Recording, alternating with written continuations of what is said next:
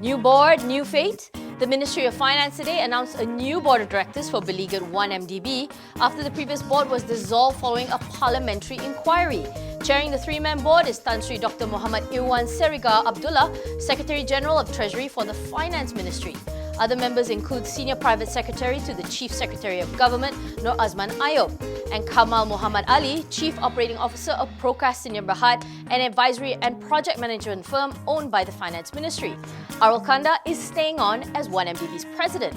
The MOF also said that tangible progress has been made on the transfer of ownership of 1MDB's real estate assets to the ministry.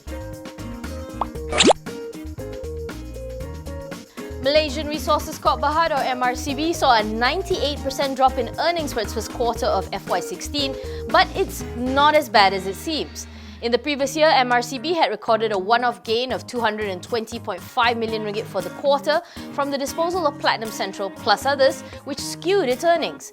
Net profit came in at 4.4 million ringgit compared to 237.9 million for FY15's quarter 1. In contrast, revenue rose 7.9% to 436 million ringgit due to higher contributions from property development and construction. MRCB clearly does not dream small as it targets to sell 1 billion ringgit worth of properties in 2016.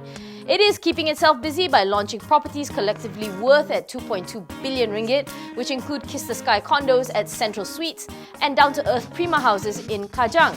According to Executive Director Muhammad Imran Muhammad Salim, MRCB still has 1.4 billion in unbilled sales, while its tender book is valued at 8 billion.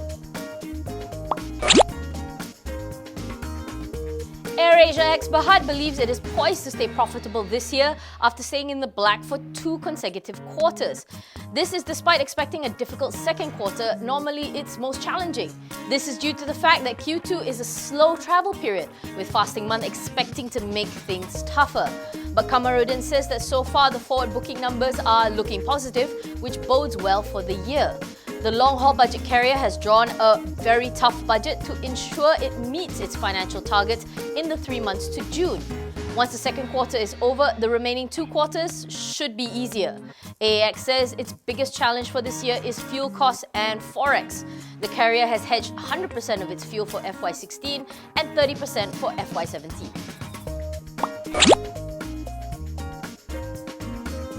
DRB-Hicom Berhad is feeling the pain as it slipped into the red for the 4th quarter of its 2016 financial year. And its pain has a name: Proton. In its notes, DRB-Hicom says the losses were mainly attributed to the weaker performance of its automotive business, especially Proton, which incurred a major loss. Among the reasons given included lower sales for autos, forex volatility, weaker consumer sentiment, and higher expenses from the aggressive sales campaigns. DRB-Hicom recorded a net loss of 790.8 million for the quarter under review, while revenue dropped by 18.75% to 2.6 billion compared to 3.2 billion a year ago. DRB-Hicom admits the year ahead will be challenging but continues its efforts on the Proton turnaround plan, helped by the government's 1.5 billion ringgit financial assistance.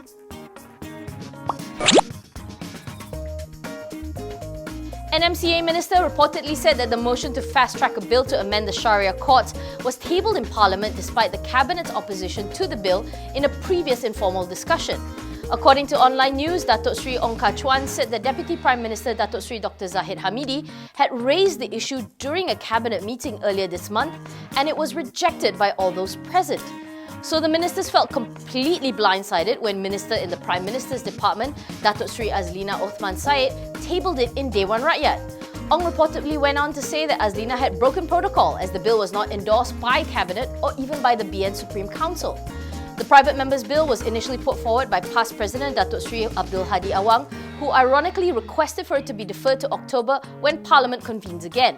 The bill raised concerns that it may lead to the imposition of Hudud laws in the country, which has caused tensions.